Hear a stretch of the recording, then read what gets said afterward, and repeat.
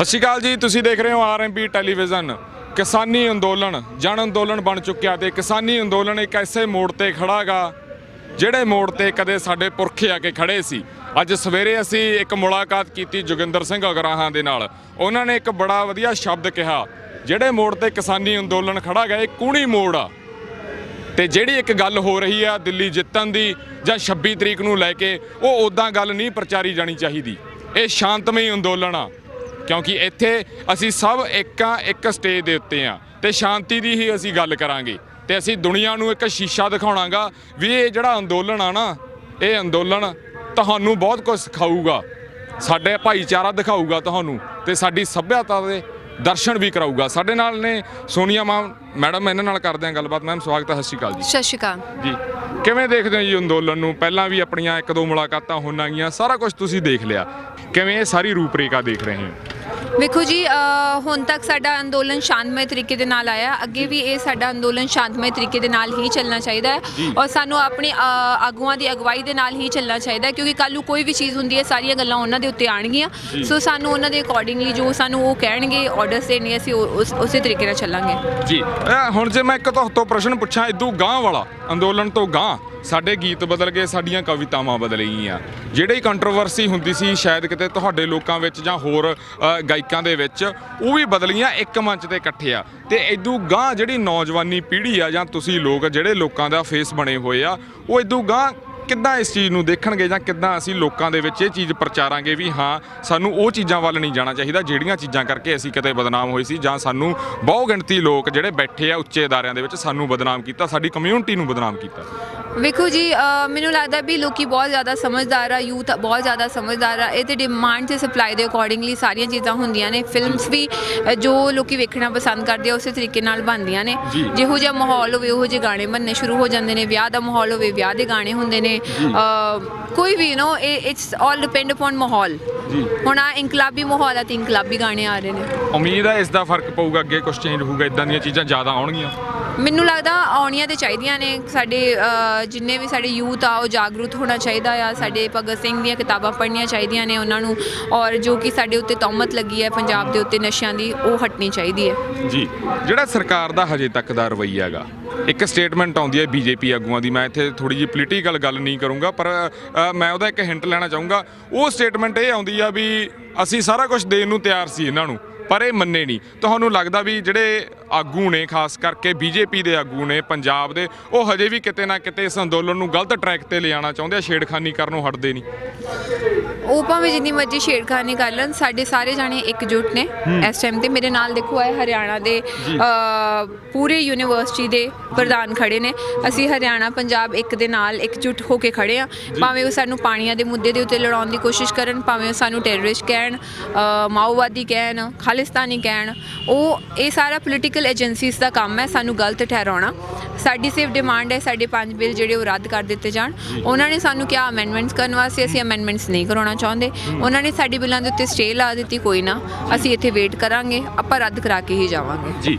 ਇੱਕ ਖਾਸ ਗੱਲ, 84 ਬਹੁ ਗਿਣਤੀ ਅਸੀਂ ਨਹੀਂ ਦੇਖੀ ਜਿਹੜੇ ਯੂਥ ਆ, 47 ਅਸੀਂ ਨਹੀਂ ਦੇਖਿਆ, ਸ਼ਾਇਦ ਸਾਡੇ ਕੋਈ ਬਜ਼ੁਰਗ ਹੋਵੇ ਜਿਨ੍ਹਾਂ ਨੇ ਦੇਖਿਆ, ਉਹ 84 ਬਹੁਤ ਬਜ਼ੁਰਗਾਂ ਨੇ ਦੇਖੀ ਆ। ਇਸ ਅੰਦੋਲਨ ਦਾ ਪ੍ਰਭਾਵ ਆਉਣ ਵਾਲੀਆਂ ਪੀੜ੍ਹੀਆਂ ਤੇ ਪਊਗਾ? ਇਹ ਖੂਨ ਦੇ ਵਿੱਚ ਰਚ ਚੁੱਕਿਆ ਗਾ ਅੰਦੋਲਨ? ਪੈਣਾ ਚਾਹੀਦਾ ਆ। ਮੈਂ ਤਾਂ ਕਹਿੰਦੀ ਅੱਜ ਇਹ ਮੁੱਦਾ ਆ, ਅਸੀਂ 5 ਬਿੱਲ ਰੱਦ ਕਰਵਾ ਕੇ ਜਾਵਾਂਗੇ। ਉਸ ਤੋਂ ਬਾਅਦ ਜੇ ਕੋਈ ਵੀ ਪ੍ਰੋਬਲਮ ਆਉਂਦੀ ਆ, ਜਿਹੜੀ ਗਵਰਨਮੈਂਟ ਦੇ ਖਿਲਾਫ ਜਾ ਕੇ ਸਾਨੂੰ ਗੱਲ ਕਰਨ ਦੀ ਲੋੜ ਹੈ, ਉਹਦੇ ਉੱਤੇ ਵੀ ਸਾਨੂੰ ਸਾਰਿਆਂ ਨੂੰ ਇਸੇ ਤਰੀਕੇ ਦੇ ਨਾਲ ਮਿਲ ਕੇ ਅੰਦੋਲਨ ਕਰਨਾ ਚਾਹੀਦਾ ਆ। ਜੀ ਜੀ ਜੀ।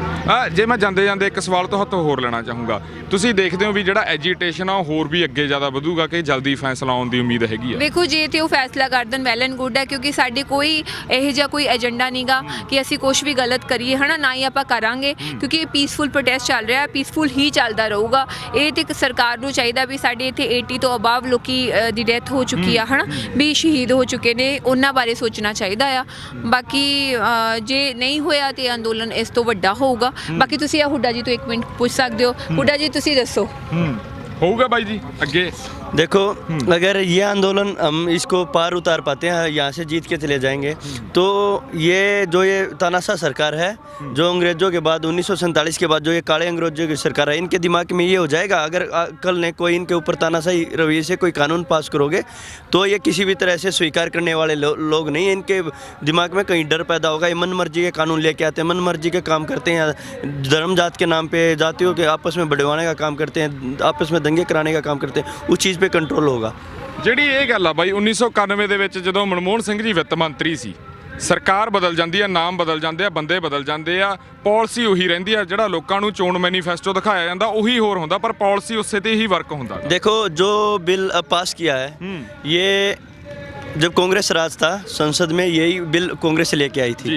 उस समय बीजेपी ने विरोध किया था, बिल कैंसिल करवाया। अब बीजेपी लेके आई, उनके पास उन्होंने विरोध किया, लेकिन इन्होंने तो रात को संसद और अपना राज्यसभा संसद खोल के रात को बिल पास किया है। जी जी जी। तो ये इनमें कोई फर्क नहीं है, कांग्रेस और बीजेपी में कोई फर्क नहीं है, सबने राजनीति करनी है। ਜੀ ਜੀ ਮੈਂ ਲਾਸਟ ਇੱਕ ਕੁਐਸਚਨ ਲੈਣਾ ਚਾਹੂੰਗਾ। ਜਿਹੜੀ ਹਰਿਆਣਾ ਦੇ ਵਿੱਚ ਵਾਇਲੈਂਸ ਹੋਈ ਆ, ਮੁੱਖ ਮੰਤਰੀ ਦਾ ਜਹਾਜ਼ ਨਹੀਂ ਉਤਰਨ ਦਿੱਤਾ ਗਿਆ, ਜਿਹੜੀ ਸਾਰੀ ਉਹ ਗੜਬੜ ਹੋਈ ਆ, 71 ਲੋਕਾਂ ਤੇ ਪਰਚੇ ਹੋਏ, ਉਸ ਤੋਂ ਬਾਅਦ ਕਈ ਸੌ ਜਿਹੜੇ ਨਾਮਜ਼ਦਗ ਹੋਏ ਆ, ਕੀ ਲੱਗਦਾਗਾ ਇਦਾਂ ਦੀ ਚੀਜ਼ ਹੋਣੀ ਚਾਹੀਦੀ ਸੀ? देखो, जब से खट्टर आया है, खट्टर हरियाणा में जब से आया, 4 बार हमारा प्रदेश जल चुका है। जी। पहले 2015 में भी प्रदेश को जलवाया खट्टर ने, 2016 में जलवाया, 2016 में खुद जेल में गया था। मेरे ऊपर देशद्रोह के केस थे, 2.5 साल जेल में रहा हूँ मैं। जब हमारे जाट आंदोलन के दंगे कराए यहाँ पे जाति धर्म के नाम पे दंगे कराए, और उसके बाद 17 में दंगे कराए, 18 में कराए। अब खट्टर का तो काम ही ये है, RSS की रगों में है, RSS से बड़ा आतंकवादी देश में कोई नहीं है। धर्म पे जातियों के नाम पे दंगे करा के गुजरात में देखो ना, कितना बड़ा हिंदू मुस्लिम के दंगे करा के वहाँ प्रधानमंत्री कुर्सी तक पहुँचा मोदी।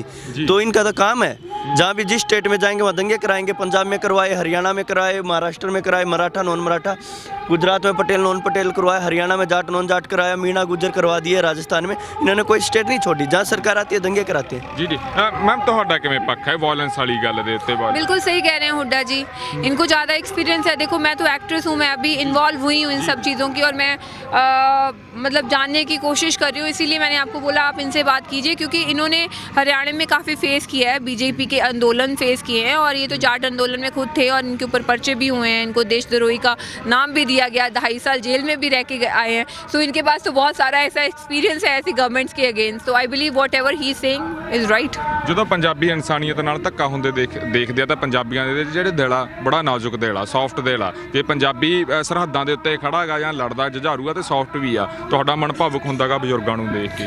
मैं बुजुर्गों के नाल बहुत अटैच्ड है थे, जी।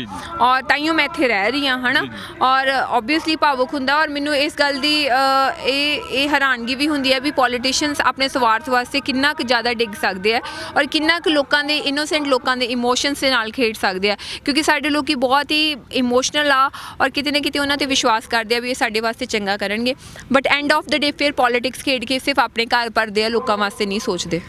ਰਾਜਨੀਤੀ ਮਾੜੀ ਚੀਜ਼ ਆ ਕਿ ਜਿਹੜੇ ਇਹਦੇ ਚ ਲੋਕ ਆਗੇ ਲੋਕਾਂ ਨੇ ਮਾੜੀ ਬਣਾਤੀ?